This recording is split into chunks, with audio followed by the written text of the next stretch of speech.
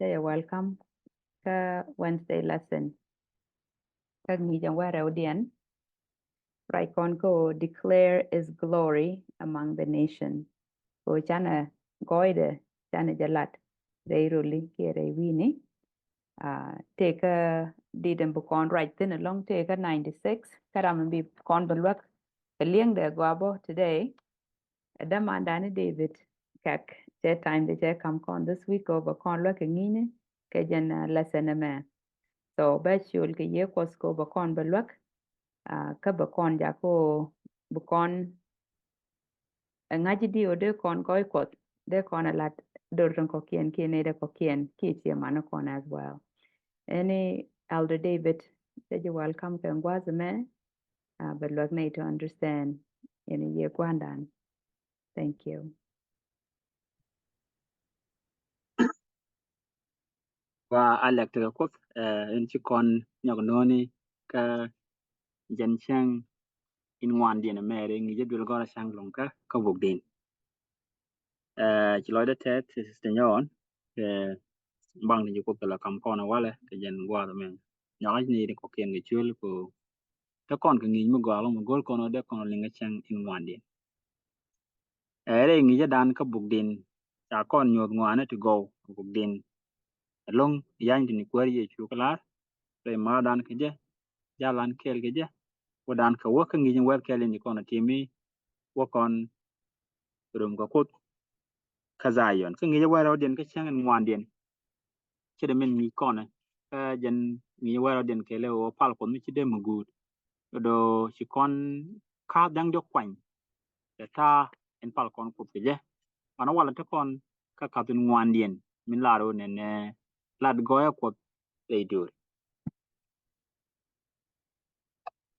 angulot ko mo ka jere de me anga lad goy ko re dur na me chi kon re tege janan ko chana jalat ni ka shangen keli me ni shang indiodien kan goy ko de kon lad dire duri mi kan kon ti lat ko goy ko to bane lat ididi iduri mo da bana wako bugdien chana bible kon chana kan men yam bu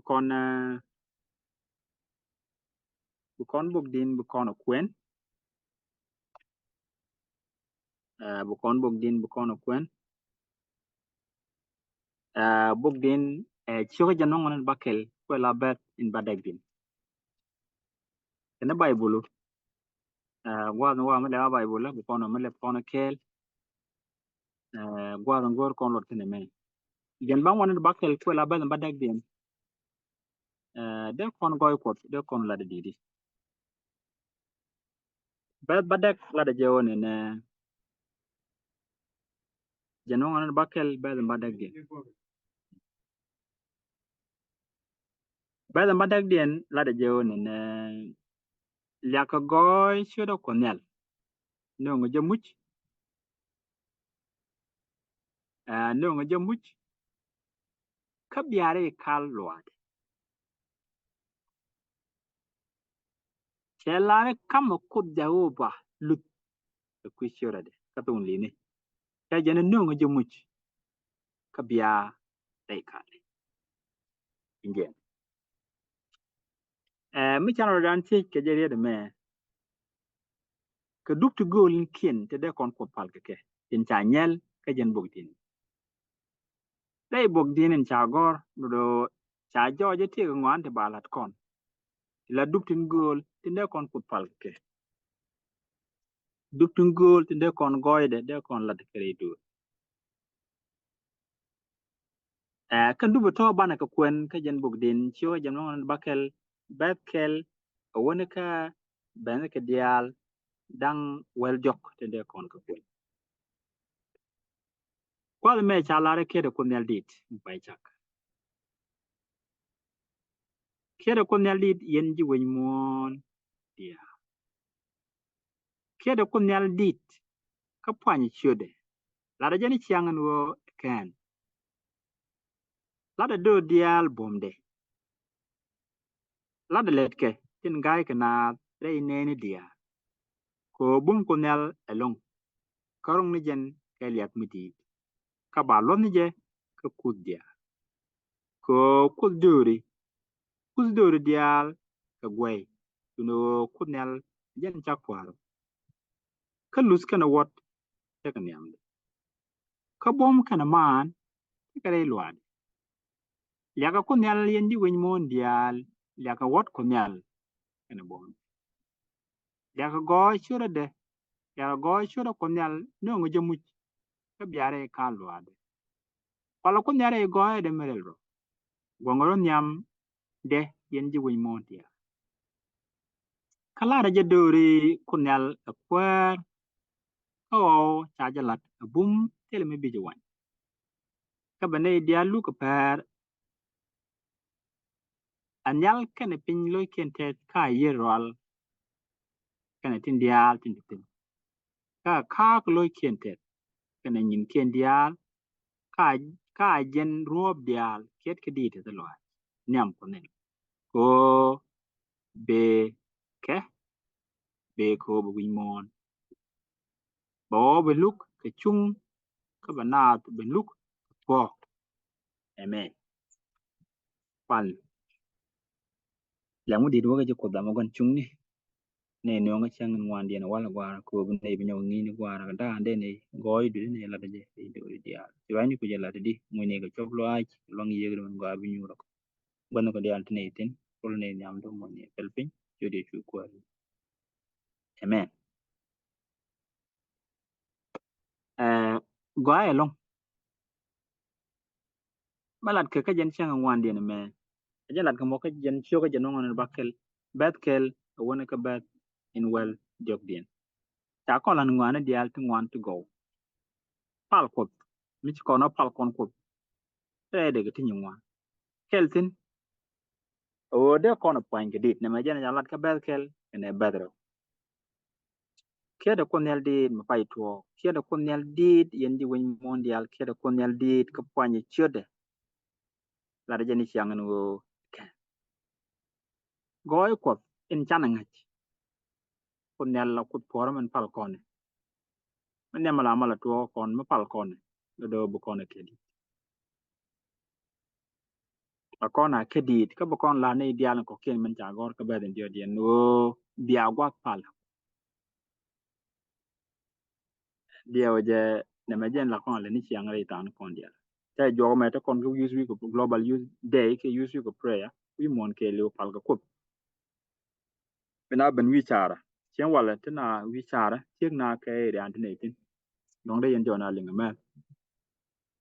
so ma la to go bu kon dit bu kon ka ket bu kon ko bu kon ya ke dit bu kon pan ka bu kon ide ko ken bu kon ki lu ko be ko de ko mat kon de pala ma pal kon la kon chut ko la kon na lut dan ke chut ko de me ngai dan ke jen go te kon go kun me de lop me de tiek che kon be ka je bang tet kon la ba kon ku much ti ban dil tu ta kon ku muy lu da muy te da lo ai muy du ja ko te lo ai me ba kon nyam ko che kon be le de tilu men ta gor ka be den wandi a kon be le de dwal ka min ba kon nyam na me chi dwal ko ba kon ne lu ko ara mi dit na me cha lu de me tre de tin ngwan long jo ne na ji ko ri chu ka ni jok tin tang wan ni i na nen chi ka no wa pala e war ken kamrar kan wo gwa den ta min yu na tin ka pal ke chokin ba ke ma dong chung ji wo ke war mu go ro bun yam na ka pulpit gwa den wi raj latin ne ba ling ne ko ken nong bi war ko bi go ne ma ladde ta na ke nyodin ko nyam ko gwa mere ko la ore te ka dan de na war kon di kamrar re chere kon re chien ka dan e chi ma war din rar ko rodien re lo ni kon bana tin nyub kon ko ke je lut kon ne bana ke nyom mere lo mani chien ka kut kel a char kon go gwat chien ko da ro jere lo da gwat chien ko da ro jere lo bana chien ka lut e tie kon ko da me chana janga ye lut kon mi chi lut me joy te ka dan men benung go bu kon goy ko do bu kon cha con nung ko con goy ko con cha bo goy ko do ben wi wi de del goy da karo bi ben ngwa do mo ngwa chi lu dan ko ni cha yo ko lu cha be ba lu be ka ngek ko na me mi tek tek pan la mi ku ra mi maran kam no kon ko dan mi lu bi ra mi di je ko jen ram chi na da ram chi ka che de lat ram chi de ra ke je che de mi di ra ga bi ti ram mi te ke chiang lu da ram do na ta to la kana ba wi dan kin dia mi ji kon goy ko mi ji kon ngai wi wi de kana man palan ka kut lo do che tin menu de kon gwi la wa jan rui ka jan luk mi bina di luk wa ja ma jan salat ka bet wel ka cho jan on ba ke pra ja me wa ra ni ba de la dur dia ban ja la ni dia lan wo yi tag lok de chuman ja gor ka nyu cho wen ngwan ba tan baro che gwa ngu ka lok de chup gor kon ai long ne me de kon lat ngu la kon lat ka jam wo che gwa ngu lok ko ti che chup let kon ni dia lan ko kin chet ka mi atong mu gwa mi a kon ti ni de kon lo ye to ka tong mu gwa gor go ai de di ling dan wo chi tag lok ko ti chup chi wo ma nyu di chu pe nial ba nei dial tin kong ba ga ban wang wo bu goy ko en chi kon lel ai loai de kan pot bang ba kon ben lel ken ka lu je kan chang chang rut ko wang ba